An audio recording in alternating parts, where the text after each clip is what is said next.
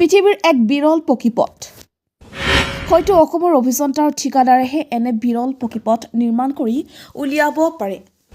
এই বিৰল পকীপথটি এতিয়া চাবলৈ অঞ্চলটোৰ গাঁৱৰ ৰাইজৰ সমাগম অৱশ্যে আৰু ইয়াতকৈ অধিক বিজ্ঞাপন দিলে বিশ্বৰ বিভিন্ন দেশৰ পৰ্যটকৰ বাবে আকৰ্ষণৰ কেন্দ্ৰবিন্দু হৈ পৰিব এই বিৰল পকীপথটো। হয়, এই পকীপথটো আছে জোনাই সমষ্টিত। জোনাই সমষ্টিৰ গড়কাপ্তানি বিভাগৰ দ্বাৰা পুনৰ নিৰ্মাণৰ বাবে অনুমোদন লাভ কৰা মহমৰা তিনিআলিৰ পৰা ৰুকবি গাঁৱৰ সংযোগী প্ৰায় 3.150 কিলোমিটাৰ দৈৰ্ঘ্যৰ এই পকীপথটো এতিয়া সকলোৰে বাবে হৈ পৰিছে আকৰ্ষণৰ কেন্দ্ৰবিন্দু। প্ৰায় 63.54 লাখ টকা ব্যয় সাপেক্ষে নিৰ্মাণ কৰি থকা পকীপথটো এফালৰ পৰা অব্যাহত হৈ আছে নিৰ্মাণ কাৰ্য, আনহাতে একফালৰ পৰা পকীপথৰ ওপৰত ঘাঁহনিৰ গছালি।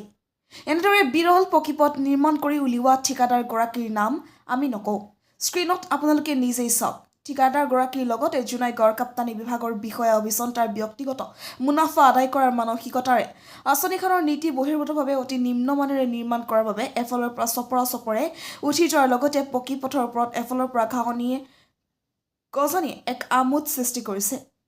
গতিকে অতি শীঘ্ৰেই দুৰ্নীতি সংঘটিত কৰা ঠিকাদাৰ তথা বিষয়া অভিযন্তাৰ ওপৰত চৰজমিন তদন্ত কৰি পকীপথটো পুনৰ নিৰ্মাণৰ বাবে দাবী তুলিছে অঞ্চলটোৰ স্থানীয় ৰাইজে।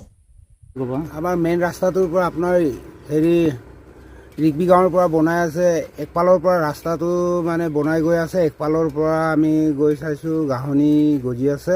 সেইটো কাৰণে ৰাইজে আৰু চৰকাৰক গৈ প্ৰশাসনে অলপ গৈ বস্তুকেইটা অলপ হেৰি কৰি চাই মেলি অলপ ভালকৈ কৰি দিব লাগে বুলি অনুৰোধ জনালোঁ। সেইটোৱে আৰু বেছি কথা ক'ব। কোনে বনাইছে ৰাস্তাটো?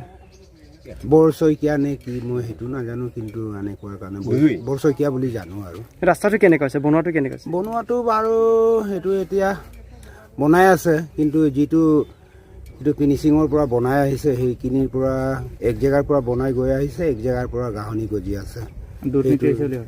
সেইটো অলপ ভালকৈ কৰি দিব লাগে বুলি মানে আপোনালোকে একেবাৰে বেয়া হৈছে বুলি ধৰিছোঁ। আৰু বনাইছে যদি অলপ ভালকৈ বনাব লাগে বুলি আমাৰ অনুৰোধটো। আৰু এইটো বন উঠি আছে আৰু এতিয়া নতুনকৈ বনাইছে, পাতল আছে, পাতলকৈ বনাইছে, বেয়া হৈছেতো।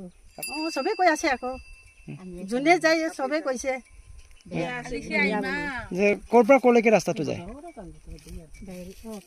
ৰিকবিৰ পৰা গিনেমৰা বাৰু বেছি দিন হোৱা নাই, এমাহ হৈছে নেকি।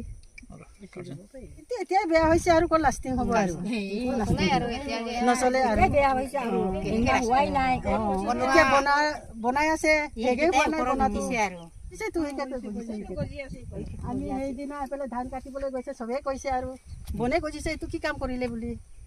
গিনেমৰাৰ পৰা বনাইছে ইয়ালৈ ৰিকবিলৈ, সেইকাৰণে এইটো ৰাস্তা বনাটো ভাল হোৱা নাই।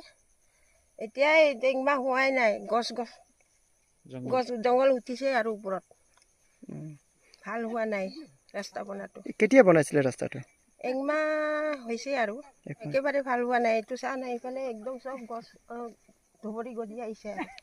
যোনে বনাইছে এইটো ঠিকাদাৰখনক তদন্ত কৰিব লাগে বুলি আমি আহ্বান জনাইছোঁ।